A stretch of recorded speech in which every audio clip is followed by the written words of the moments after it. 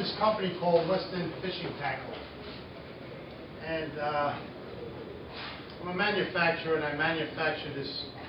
My product is the Charlie Graves fishing lures. It's the oldest known surf lure in existence.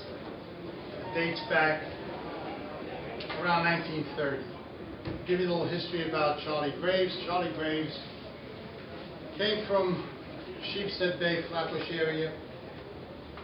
He was a World War I vet, and he was gassed during the war, and throughout his years, that's what actually killed the man.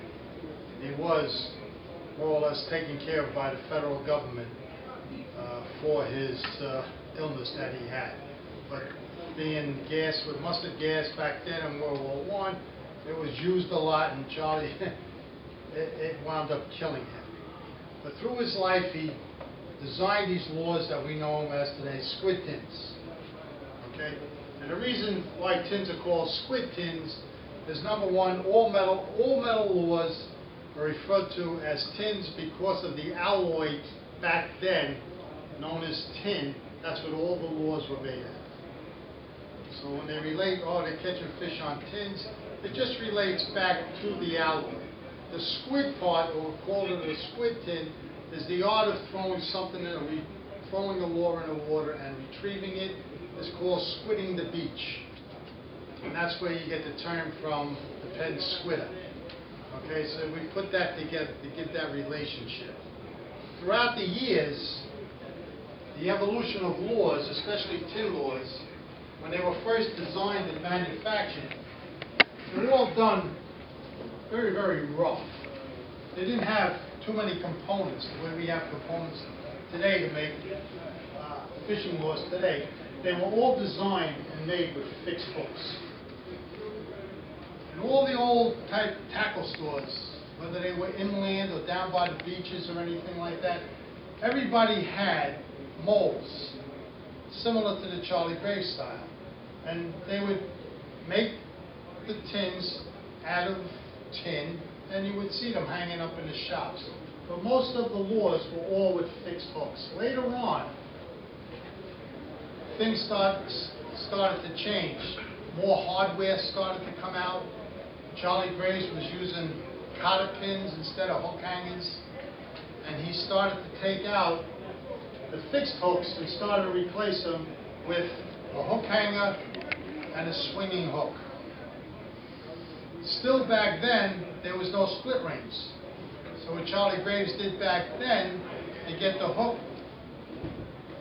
to put onto a tin, he had a tube cutter, and he used to buy brass tubing and cut the brass tubing, put the hook hanger and or cotter pin through the solid ring, and then have the mold accept the whole unit as one. So when you plated the jig, or you used it the way it is here, with this is block tin, this was hanging outside the mold. And that's the way the molds are. Okay? Some of the molds were changed. I had received most of the molds throughout the years. And when Charlie passed away, prior to his death, he had given us all his molds. There were several sets. I have a set. Another friend of mine has a set. But I was the one that had the most interest in it, and I kept it going. And his dying request at that time was he didn't want his name to leave the beach, and he left a tremendous impression on me. And I've been doing this since 1975. Charlie died in around July of '75, and everybody on the beach knew me. They knew that I was able to make the lures and get the lures to them when we started doing it. They were never sold on the commercial market like other lures. If you wanted a Charlie Graves, you had to go to his store in Flatbush and buy it off of him. There was another outfit called Charlie Pasquale. They came from the same area, Charlie Graves and Charlie Pasquale. Charlie Graves was much older than Charlie Pasquale, and in the debate, they would say who made the tins first. And Charlie Graves, he had the demeanor of Humphrey Bogart. He would turn around and answer with, well, who's older? Many types of lures squid tins produced back then, because it was the law of the surf. So the other question is, but why so many lures? Okay, well, what they tried to duplicate in tin was the bait size that ran our beaches. And when we had baits going back in the 1930s, some of the lures that he manufactured back then, in the 30s and the 40s, there was multitudes of bait around here. Pollution wasn't a problem back then. It was starting, but it wasn't as prevalent as it is today. And we call it the outside influence that hurts everything in the water. All right, so he designed lures to represent small baits, medium-sized baits, and large baits. All right. Now, what do the lures actually do? They work, they catch fish, but their main job when they're swimming is to attract bait fish. If you were fishing when you were kids, and you do it today, little snapper zappers, throw it in the water, retrieve it. You always have something following it. Bait fish, sometimes the snappers. The same thing happens with tins when they're in the water. You make the presentation, you start to retrieve it. And if there's bait fish there, and we know as fishermen who turn into hunters as we're walking the beach, we know if there's bait fish, you found the fish, you found the bait fish, you found the fish. Okay, so if you can make a presentation and start retrieving a tin from like the sandbar to the beach, and you get a cloud of bait to follow it, because there's safety in numbers, and that tin is swimming, the brightness of it attracts the bait fish. The fish sit alongside of it, and then when a predatory fish either comes up in a wave and looks down and sees the target, shoots for it, okay, goes for the bait fish. The bait fish split, and the only thing that's sitting there is the tin. That's why you get the hookup. All right, so that's very important to remember what the job the tin has walking the beach. My first tin that I put on my rod when I go down to the beach is the J7. Charlie Graves made a jig series called J1 all the way to the J9. And from that, he had other tins, the mullet, the AR. This particular tin, the AR, the initials that were put in here was a friend of ours. He had lost his son at a very young age. The kid's name was Alan Robert. So we took the molds, and we put the AR in the mold, remembrance of Alan Robert. Okay? He would have been about 52 years old today. That's how far back. He was about 17, 18 years old when he passed away. So we have our tins, we put them in a bag, we get an idea of what we're going after. Again, it doesn't have to look like the bait fish that's in the water. All right? But the size of the tin reflects the light, captures the light that fish like to look at. And if they zero in on something with something flashing and bait fish, again, you're going to get the hookups. The main thing to look for when you're fishing is going down and looking at the beach. You want to learn how to read the beach. Very important. The whole trick is finding something that's different on the beach. Right? You walk down, you start to make your journey down the beach, always remembering that now you're a fisherman, but you're becoming a hunter. So when you walk these beaches and you start looking for little points, and you're looking for the sandbars, you're looking for the cuts. All right? Now, I always found that walking the beach, I like a very, very slopey beach going down. That almost if you stand on a beach, you're going to fall on your face. The reason for that is that when the tide drops, with a beach with a slope on it, it goes down. It doesn't push out.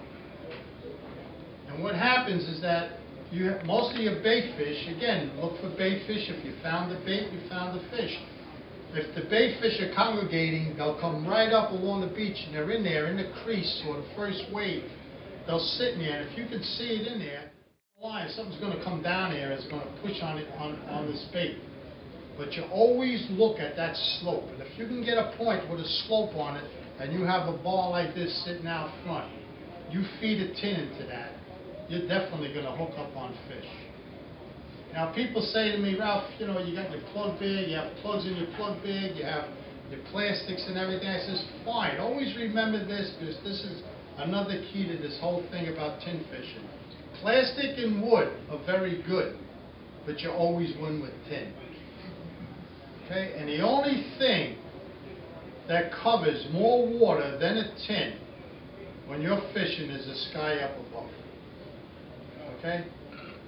The casting ability of a tin, the presentation, you don't have to have too many problems throwing a tin in wind. The aerodynamics of a tin, the way they're designed, will just pick up in the wind and travel. Another big thing to remember, you don't have to be a surf caster to be a surf fisherman. Just put that tin in play. Now, how do I fish a tin? Well, you're going to select the tin predominantly what the bait fish is. I like to start off, like I said before, with a J7. I walk down the beach, my prospector lure. Okay, we look at these cuts, we see the way this beach is set up, and then we're going to have to decide on our casting patterns. How are we going to do this? Why are we going to throw a tin at such a on the sandbar? Why do we throw straight? Why do we throw at angles? Fish see things different. Fish never stay still. They're always on the move. They're always looking for something, especially bass. Sometimes they're right along the beach, like that. Okay? A lot of times they'll set up by a bar. Not all the times it's going to happen on this side of the bar. Sometimes it happens on the opposite side. But sooner or later they're going to come around. Okay? And they're going to go around here because this is the wall where the sandbars are, that's shallow water. And bait fish, as the tide drops, they only have one choice: get into shallow water or your dinner. Predatory fish are going to find you and they're going to start chopping on you, and that's when the ambush comes. And you want to be prepared at all times for that window of opportunity, that when you're on the beach, you have the right tool in your pocket, you're ready to go, and you're very, very efficient. Because you always want to catch fish, cull your fish, put it back, and go for that trophy fish that's out there. And you can catch big fish on tin. Okay, it doesn't have to, it's not related just on plugs. There's certain times of the year when you take your plugs and you park them. And the fish will just want tin, especially if you have sand eels in the area, or you have a big population of whitebait, or if you have peanut bunker. That's ideal for tins. So you're walking down the beach and you come up on a bar, preferably sometimes two fishermen working as teams. Don't talk about the Yankees, don't talk about the Mets. You're here, the next guy's down by the next bar. And you use hand signals, okay, to identify what's going on. If one of my buddies is way down the beach, I'll go, you got fish? He'll put his hands out, no, I don't have fish. I'll go, I don't have fish. But if somebody has fish, their hands go over your head. They're here. Don't run up to him and knock him off his spot. Work up to him. Don't mug him. Okay? Work up to the guy. Because you don't know which way they're going. They might be starting where he is. They might be in between. But if you do this, take your time, take your patience, have patience, and walk up, okay, and watch what's going on. Never take your eyes off the water. Never take your eyes off the water and look at Ralph. Okay, because he's in one spot. Keep your eyes on stay focused on what you're doing. All right? That's very, very important. Now you start making these retrieves. Start casting. Fan it out. Don't stay 90 degrees or throw everything out in front of you. Vary your cast. That's why fishermen like a lot of room on a beach. Good surf casters. They don't like crowds. Okay, they want a lot of room so they can do this, especially when you're working a big ball like this one here, and you're working it, you want a lot of room. If a lot of guys gang up in that spot, everybody's like a picket fence and you're restricted. Well, now if the fish is going to come by, hey, I might catch a fish. You don't want that. You don't want nobody around you. You want to walk, get into virgin ground. you go there and start walking. Now what I sometimes do on the beach, if I'm walking, bang, I got a fish here. Take the fish off, release it, boom, put them back in the water. I'll go back up the beach a couple of, maybe 100 feet, 50 feet to 100. I'll start that pattern over again. Because the fish had to see it at a different angle than I hooked the fish at. Okay, so you want to collect the bait and watch if these fish are swimming around here. They're always in pairs. If you see bass, if you have the opportunity to see fish swimming along the beach, especially early in the morning or just that, you'll always see two fish side by side, and you'll always see them swimming. If you go out to Atlantis, the aquarium out there, Riverhead, and you go into that over thing there, that little catwalk going into their rooms there, and you look down and they have the bass swimming around there, you always see two bass swimming side by side. And that happens in the front on these sandy beaches. They'll come along the beach, you'll always see two bass, always together. And sometimes when you hook a fish, you'll always have another fish following. Okay? That happens. So now you have the sandbars, you're making these presentations, you're going along. All right? To give you another view of it, this would be what I was talking about, the steeper beach coming down, okay, and the way the water drops. It doesn't push out.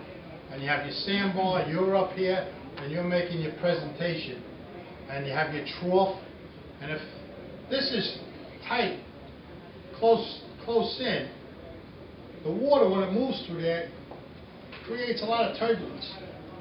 And fish like that. And if it gets puffed up, not ground swells, but if it gets puffed up to where you have lumps and bumps, and you have a wave in this particular area, like here, and the wave would come off the bar, you have waves coming off the bar, but then again you have another bump. That's the spot you want to throw your tin. If you can hit those bumps, those little waves that pump up, and you see the whitewood boom, and it drops off, there's a shallow point there, then it goes deep. As soon as that wave comes up, you have a tin, fire it in that spot, pick it up, and start retrieving. You don't retrieve fast, you don't jerk the rod, you stand there, you hold on to it, make your concentration, a nice slow retrieve, a medium retrieve, just enough to keep tension on the tin. So the tin does its job. The tin will swing one way, the tail will swing the other, and you'll have this zigzag motion as it's coming through. You fish tins from the time it hits the water, through your retrieve, and right up the surf to your toenails. Okay? Because that last wave right there, okay, could be highly, highly productive. Those last waves that chop at that beach, boom, boom, bring up crabs, bring up sand fleas, bait fish sit there because they don't want to be out there because they're going to get chewed up. And a lot of fish that we catch along the beach, no matter what we throw, bucktails, plugs, plastics, tins, 90% of the fish that we take home, when you gut them open, they have crabs in them. And that's because of what happens along here. All right, so we have the profile cut, you're looking at it, you can see the way the beach is designed and everything like that. And this is the time of the year to look for all this. Get down the beach, take a walk, take a stick with you. Never go down to the beach with nothing, let me just take a walk. Take a walk, you take your armor with you. You never know what's going to happen. People say, you know, they're catching fish already and it's only March. Yeah, well, you know, I was down the beach the other day, I took a walk, oh, the fish were breaking all over the place. I had my rod in the car. Wrong. Take it with you. Take a walk, take a stick. Okay? Throw it in the wash. Boom. Especially this time of the year, they'll jump on it. There's no problem with that. Here's another thing that I want everybody to get familiar with. This thing we call the knockdown. Okay?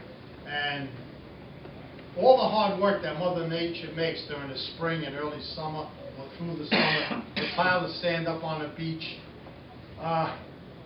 normally gets erased when we have a storm. And a storm usually comes out of the east, southeast, and we get a sweep that comes along the beach. When that happens, we you all witness these drop-offs.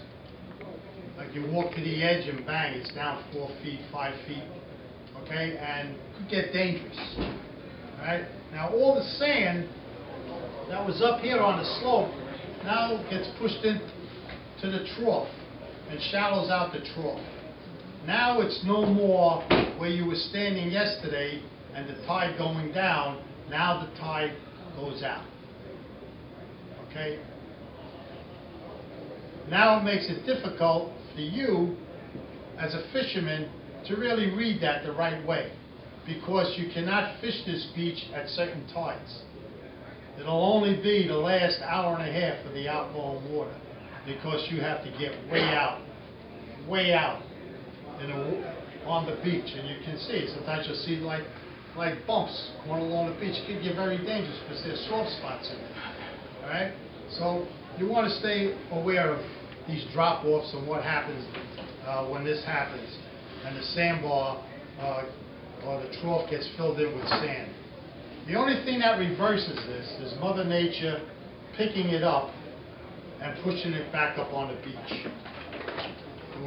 You know, she's known to destroy beaches. She's known to build beaches, and she'll just carve the sand and put the sand back up on the beach. And that all has to do with wind changes, preferably a south wind or a southwest wind. They're very important winds to us. Southeast, certain beaches, yes.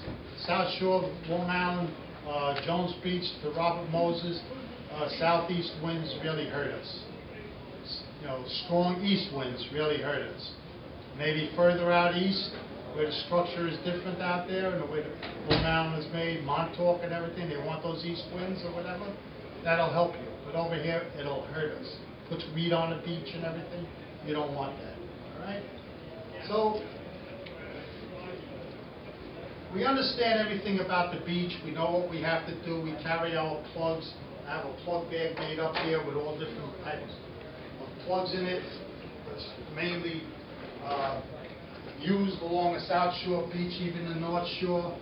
But, you know, you go for your basic poppers. You have your metal lip swimmers. All right, what else you have? You have pencil popper. All right?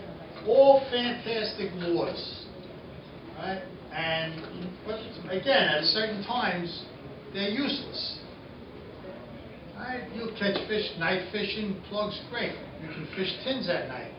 I make tins for night fishing, and they're very, very productive, because you can go down to the beach on such and such a day and use your favorite plug, make a cast, and you start catching fish on plugs. You go back there the next day, you know, hey, I had a lot of fish here last night on a metal lip. You got a wind now, 15 to 25 in your face.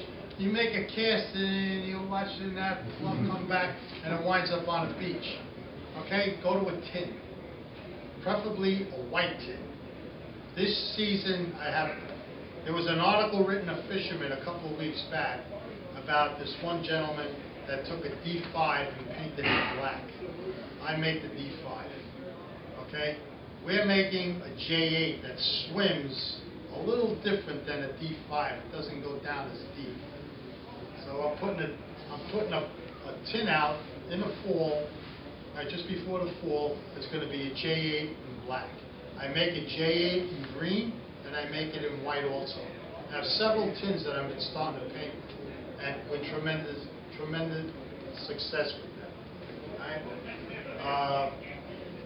Again, with those tins, the best thing to do with a tin like that is to fish with a teaser. All right? And you rig it up like this. You have your Duralock snap. You have your swivel, crane swivel.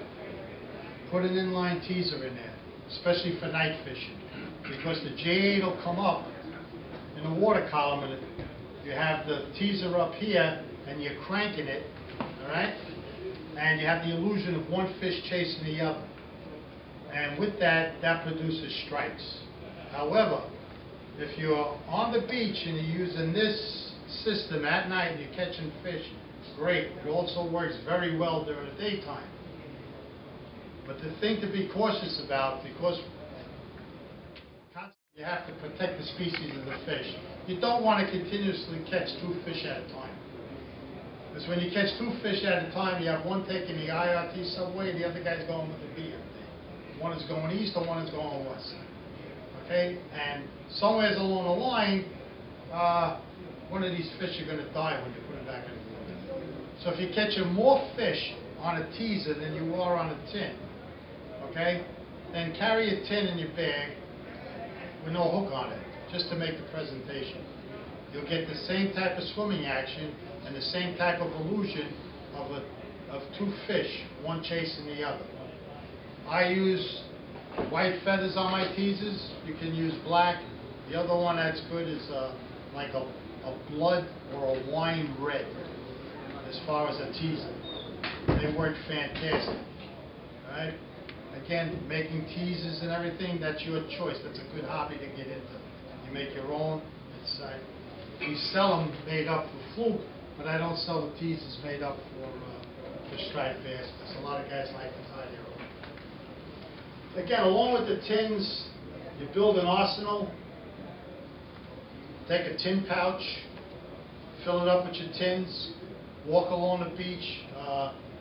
Tin pouch that I have, J&J has it out here, it holds 6 tins.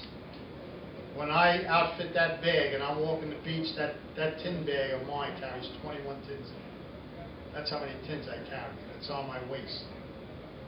And I carry a J-hook with me. This is a J-hook. This is another thing that's very, very important to carry in the bag. The main thing you want to do on the beach is that when you walk the beach and you're fishing tin, you want to be efficient. You want to be able to catch fish, release fish, catch another fish, release fish, but to say, hey, Ralph, how many fish you have? So you tell her half a dozen. And there's days that you're down there, you might catch 30 fish. And the idea is to be efficient. You don't have to have a big bag full of floats when you're fishing tin. You have a tin pouch. There's nothing on your shoulders, everything's on your waist. Okay? Fish hits the tin.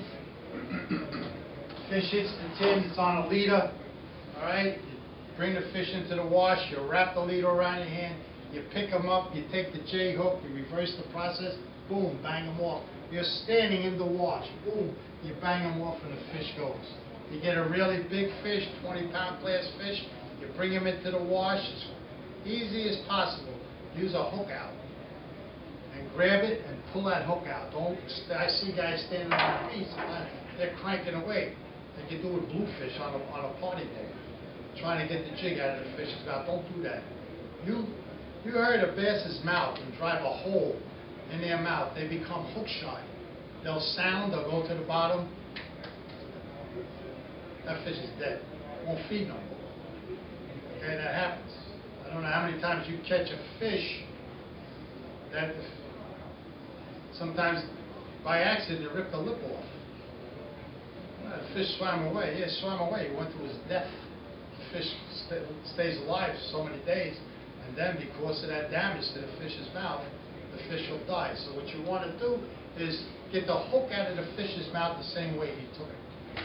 And with this here, with this J-hook, it's a piece of, I don't know if you see them in the stores or whatever, it's just a piece of wood with a stainless steel hook, and all you do is grab it. You can make them out of a coat hanger. Take a normal coat hanger, just make a handle on it, bend it around, put it around a piece of wooden dowel, bring it down, spin it around so you get your hand on it, and just carry it in your waiter pouch. You get a fish on bang. Breaks, you go home, you take another hanger, and you make another one.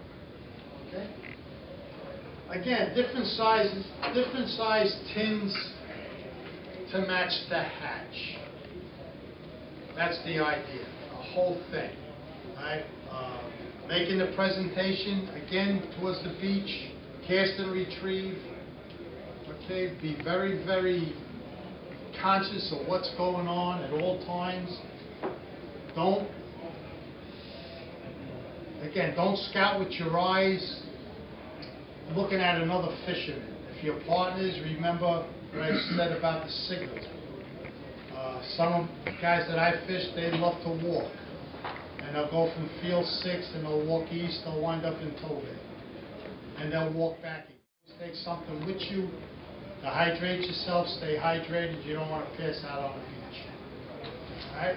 Cell phones work for safety, but there's also, when we say safety in numbers, always know who you're fishing with. So, you know, if you get into trouble, people know about you, and they know how, you know, if you're a diabetic like I am, I got to be careful. I don't knock myself out. I'll go to a certain spot, and I'll set up there, and I'll look for something that's different, and I'll stay there. Guys that are younger than I am, even older than I am, they'll travel up the beach, they'll go. Some days they have good days, some days they have mediocre days, some days I have the fish, some days they have the fish. That's the name of the game. Okay? Making up a surf bag, basic bag like I showed you here, okay, is for our general area, Jones Beach, Robert Moses. As you travel further east, the structure changes, especially when you aim towards Montauk. Things get different out there. It's a little wilder. People get in between the rocks and everything. Have another bag for that. A stronger bag, something that's more durable, that can really contain your plugs and everything like that. So if you get knocked down, your stuff isn't going to scatter all over the place. You want to prepare yourself for that particular beach that you're going to fish on. Sometimes out east, the formation of the beach and the structure is better than what we have here on the west side beaches. And going west, like into Atlantic Beach, Long Beach, even into the Rockaways. The Rockaways at one time, and still is today, is the best bass grounds in the New York general area. And back as a young fellow fishing the Rockaways, I would say back then, okay, if you had to say, let's talk about Montauk West, I would talk about the Rockaways. I fished it as a kid growing up in Brooklyn. That's where we wound up, and I fished from basically 36th Street and Far Rockaway all the way down to 1st Street. I used to fish 19th Street, but generally we used to fish off that first jetty that was built on 36th Street. And the bass that we caught along those beaches back then, it was unbelievable. Again, there was no pressure on a fish or outside influence. Overfishing, not understanding what we were doing is, you know, kill everything you catch. We can't do that. There's too many fishermen today. Okay, even though they say the species is out of danger, when something is out of danger, it gets endangered by the population of people following the species. Like now they're saying they're going to relax the quotas for fluke fishing. That means that the stock of fluke has come up, but now there's more fishermen that's going to go after the species. So do we gain? We don't know. Same thing with striped bass. I don't appreciate people going out in boats and bagging 25, 30 fish on bunkers, okay, and killing these big breeding cows that are out there. That's hurting us hurting the fishery. It's destroying it. In 10 years, we're going to be back in a moratorium, if not sooner, because of what's going on. Our fish indexes haven't been there for the past 5 years, and there's something wrong. The species of the bass are changing. I don't know if you realize it, but we're seeing fish with less girth and longer, and they're completely, at times, white. We call them ghost fish. Some of them are from the Chesapeake, and the Chesapeake has a tremendous pollution problem. The runoff from all the rivers and everything, all the junk that comes down from all those dairy farms that are down along the Chesapeake, just washes out, comes down into the bay, settles in there, gets into the breeding grounds, and we have a problem. Same thing with the Hudson. Maybe not. Maybe this year we were saved because of the snowfall wasn't that great. So that fresh water that comes down from the runoff might not be in the contaminated areas where these fish, where our striped bass spawn in the Hudson this year. Maybe it'll be further up in more safe areas. We already started to re-dredge the Hudson River, and they're taking out the PCBs. So when you dig in water and you come up, that stuff becomes part of the water, and it just drifts even further.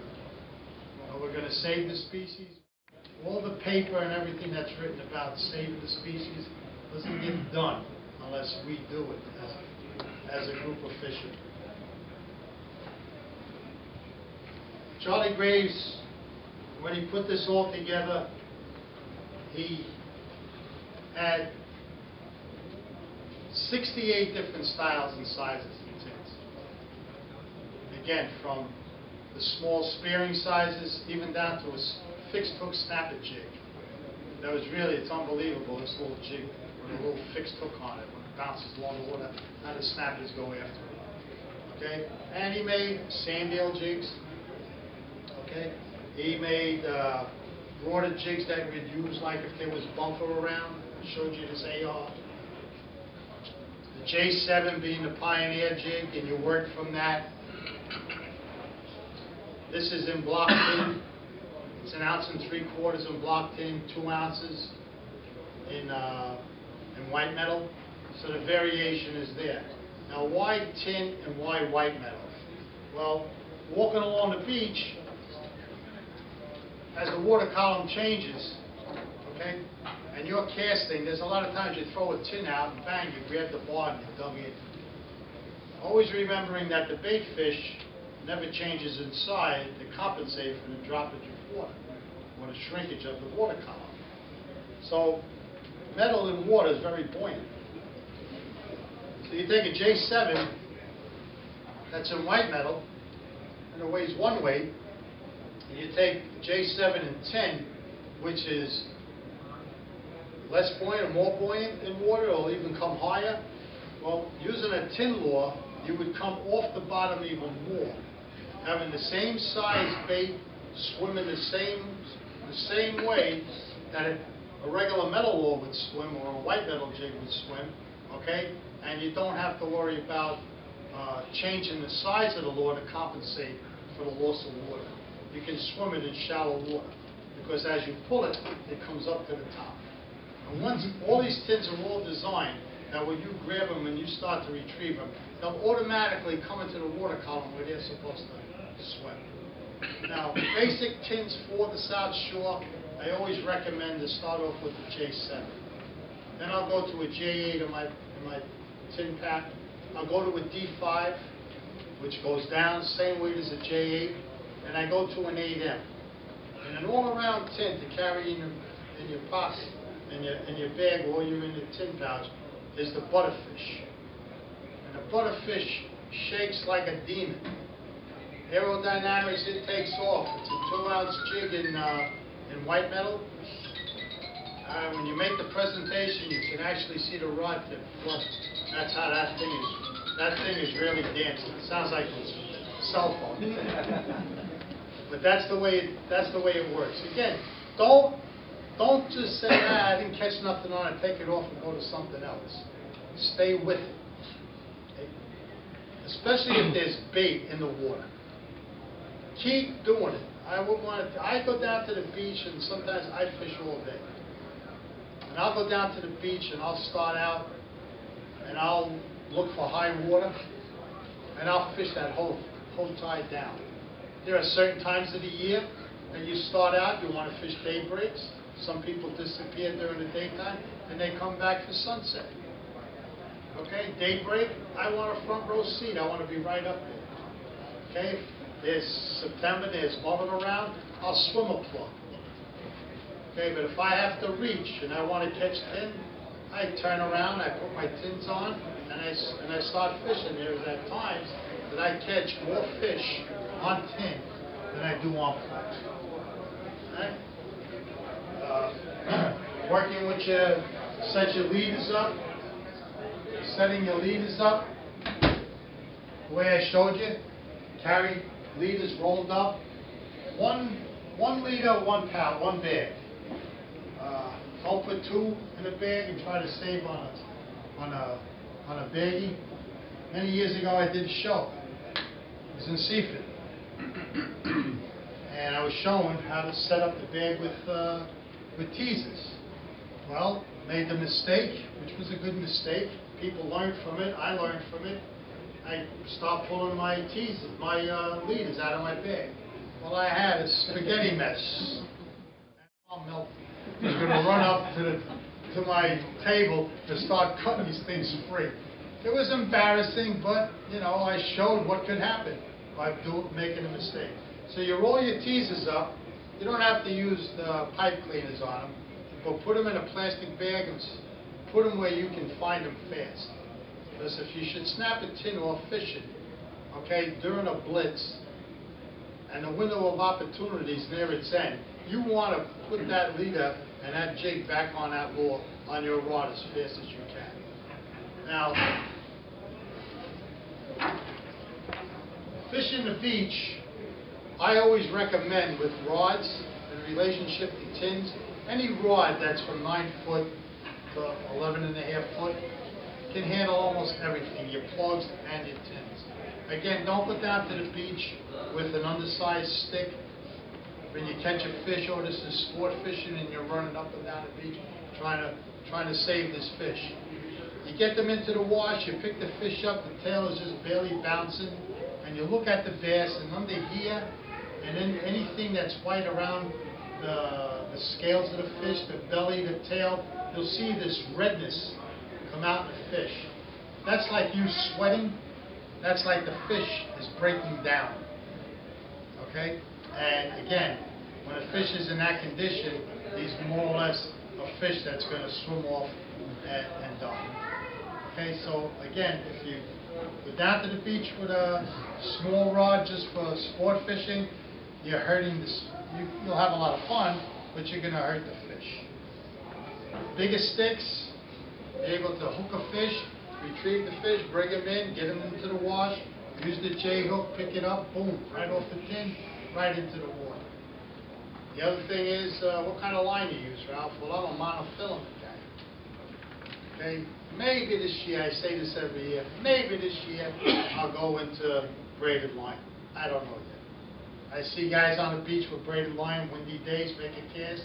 The next thing they can barely see, and they're trying to get the wind knots out. I do not want that to happen to me during the heat of battle. Okay? Again, I don't have to be the surf caster to be the surf fisherman. I want to put the tin in play, and I want to retrieve my tin. I want to stay conscious of what I'm doing as a fisherman. Alright? And this is up and down the beach.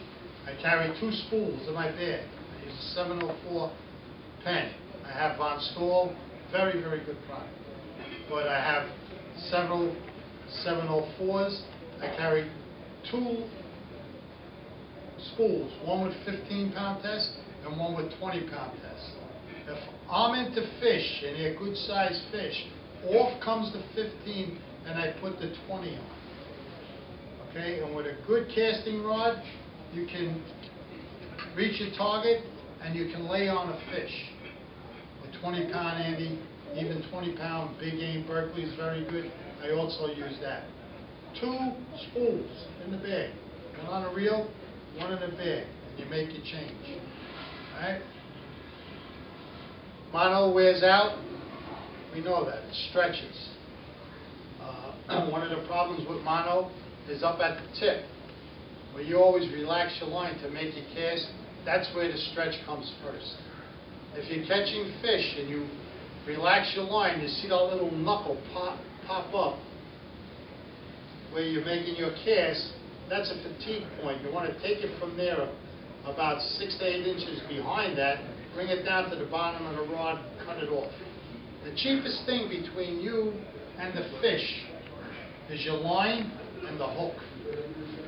So if you catch a fish, a couple of fish on a hook, and the hook opens up and you take your pliers and bring it back, yeah, use it, but when you go home, take that hook and throw it away. $1, $1.50, whatever it costs for a new hook, put a new hook on it. Okay, that's the cheapest thing between, you don't want to say, gee, I should have changed that hook. Hey, you know you had to change it, change it. Keep everything clean and neat. Lubricate your rod when you come home, not when you go fishing. Wash the rod down lightly. I use WD-40, very lightly on a rig, and I'll clean my rod. The guides, always inspect your guides, especially the glass guides. run a rag through it, looks, if you have something, a headset or a magnifying glass to magnify it, you can magnify it, check it all out, and if the guides have to be replaced, replace it. Beach fishing is a tremendous reward, but it's also great for effort. The more you put into it and have the right tools in your bag, the more you're going to get out of it. You don't have to guess if you make the right choice. Okay? Very, very important that if you make the choice and you make it once and you walk down the beach, everybody talks, oh, they caught them on cast casts. They caught them on Hopkins. They caught them on a deadly dick. Charlie Graves was there first. His stuff, way back in the 50s, late 40s, especially during the 1950s, was the most sought-after tin on the beach. They came from all over to go to his shop to buy his tins. And when prior to his death, he had a friend of his that lived out east in Rocky Point, I think he came from, and he had Charlie's stuff. And he went to one of my friends and he said, Davey, take me out there to Frenchie's house. He said, I want to get my molds. Well, Davey lived in an apartment house in Jackson Heights, and he comes into Field 9 in Jones Beach. He had a Buick Wildcat. He had a California rake on it. His tires are practically off the ground, because these molds are not light. They weigh several pounds apiece. And I'm standing there, another buddy of mine, this guy Al, was standing there, and he says, guys, he says, look, I don't know how long I'm going to be alive, he says, but I want you to use my molds. He says, and just remember, just don't let my name leave the beach. Prior to his death, there was an article in the Long Island Fisherman back in 1972. It was written by this fellow, Vince Giuaglione. Vince Giuaglione wrote an article called Strictly Casting. There was Vinny and his wife. His wife's name was Martha. And they used to go up and down the beach to interview fishermen on the beach. And the fishermen at that time had a series going in their magazine every week called Patriots of the Surf. And Charlie was interviewed. And I have that article. And to read it and to understand what went on back then, just try to understand that here's a guy that fished the beaches with a bamboo 9-foot surf rod, okay, and a conventional reel, a Penn squitter, and he used nylon line at that time, and then went to micron, and then at times he used monofilament. But that's the way he used to walk the beach. And if you would say to him, in the article, Vinny says, well, what about bait fishing? Whoa, wait a second. So I'm a jig fisher. I don't go near bait. And that's the way Charlie was. He fished Breezy Point. He came from that Sheepshead Bay area. They would take a Model T Ford as far as they can get to Breezy Point, put their tents on their back, go out to Breezy Point, and stay out there the whole week, and only come in on the weekends just to get washed. All right? But that's when they fished. That's the way they fished.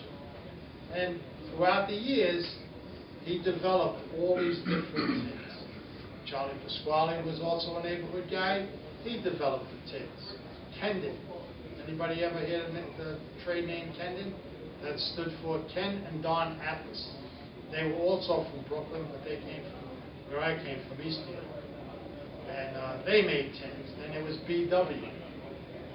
They made tins. Frank Hecker, who owned Causeway Bait and Tackle many years ago, he worked for BW. And he had a whole mess of lures in the store there. And when the tins were popular back then, after we got them back on the market, and I started selling them, I went to certain stores, I was selling them in the stores. He seen it, he cleaned up everything he had, and he sold, he sold most of them all. I could never do business with Frank Hecker. When Bobby and Mike took it over, that's when I got the Charlie Graves into his store. I don't sell my tins in everybody's. I choose good surf shops. J&J, okay? After J&J, I'm looking for one store out in the Shinnecock area. So I get a lot of calls for, in that area. Yeah, where can I get your tins? Well, if they don't come to J&J, they have to go to Montauk by Paulie's and get them out there in Montauk. So I want a store in that. I used to sell them many years ago in Oldenkirk's. Mickey Oldenkirk was still alive. But when that all fell apart, I stopped selling out there. So I'm looking for one shop. I'm looking at Haskell's, maybe. I was going to say Haskell's. Okay, so I'm looking for Haskell's. I understand because Haskell's is part of the New York Fish and Tackle Trade Association.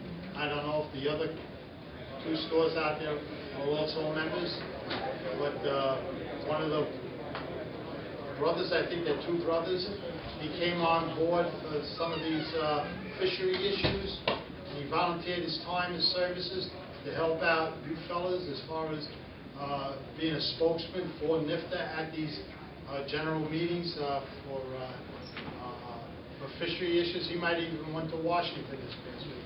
I don't know, but I'm going to give him a call, and in the spring, well, it's spring now, but towards the summer, I will try to get him in his store. There are people that try to duplicate them and say they are Charlie Graves. If they're not sold by my name, Charlie Graves, and the owner of the shop can't produce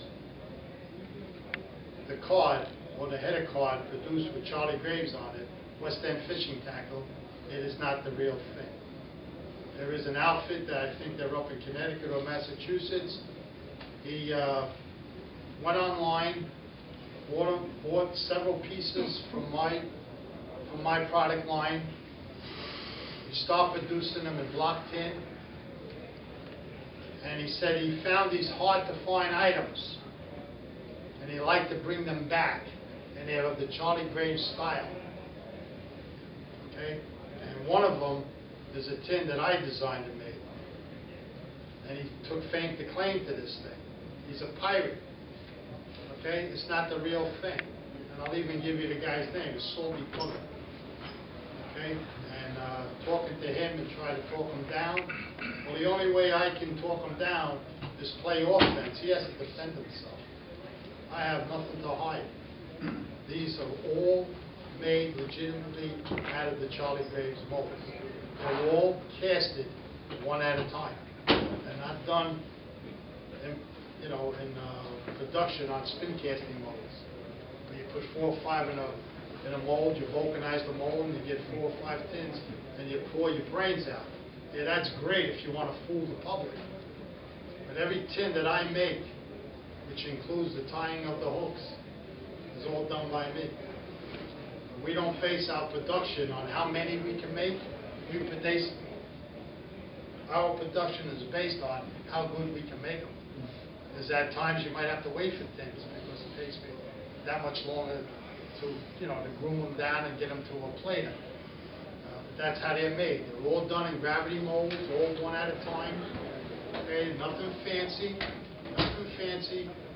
but a lot of experience. And Charlie was considered a master lawmaker, and maybe, I don't know, for 10, 20 years after doing this, over 40 years, maybe I'll have the credentials as a master lawmaker. But I'm going to keep this tradition going, okay, of the squid tip as long as I can do it.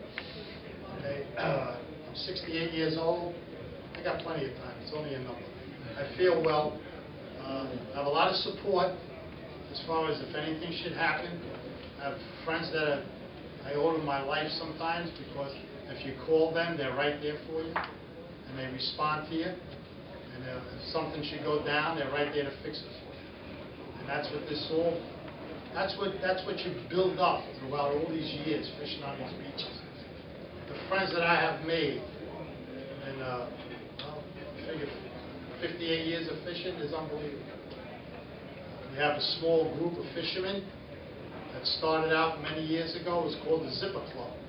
It's a handful of fishermen that went through, the experience of having open heart surgery, and they needed a place to vent their winter blues. Bob Sweeney's Sport Fishing Education Center in Cedar Beach, Cedar Marina there, and on Tuesday mornings this group meets. And there's fellas that sit in that room and we chit-chat. I know them 45 years. Okay? And it's a great feeling. As a matter of fact, it becomes a support group. If anybody has to experience anything like that, well, there's a handful of guys that went through this operation. If somebody's going through it, they know how to talk to you. If you need help, there's people there that offer their help. That's the type of group. Because why? Because we're fishing. And we're a group of people. Okay, I sat in audiences like this years ago. There wasn't as many. And the knowledge that I have, I want to give it out to you. So this way, you can really enjoy it and not walk away from being a surf fisher. Why am I surf fishing? 58 years. I love it. Okay? I start out and really get serious during September, and I go right down through Thanksgiving, providing my hands on stuff. But you have the opportunity to start catching fish. And catching fish and catching fish. Stay away from the computers. Don't put it on the computer. Stay away from the cell phone. Don't call everybody. You call one, he calls five. Always remember that. Years ago, fishing Field 9, the old Field 9 fishing. I'm fishing with this guy Stanley. It was early in the morning. Bass came in. We were catching fish on tin, and we had a good morning. We had fish like in the 20-pound class. We walked off the beach, and he goes to me, "Here's a guy that wouldn't talk to anybody." He says to me, "Hey, Ralph, how many guys you see here this morning?" I says, 2. He says, "Tomorrow morning, you come back in, there's 3 guys, you get the beat." Okay? Keep your mouth shut. You get into something good, okay? You're always catching a few. If you're fishing with steady guys, and a guy isn't there on Tuesday, and you had a good day, but the guy is there every day, and he offers you information, you whisper in his ear. You know? Stay away from the computers, and stay away from whatever. You want to talk about it, you talk about it in December, after it was over. But if you open it, you give it away, okay, you're going to ruin it. Gentlemen, thank you. We have John with music.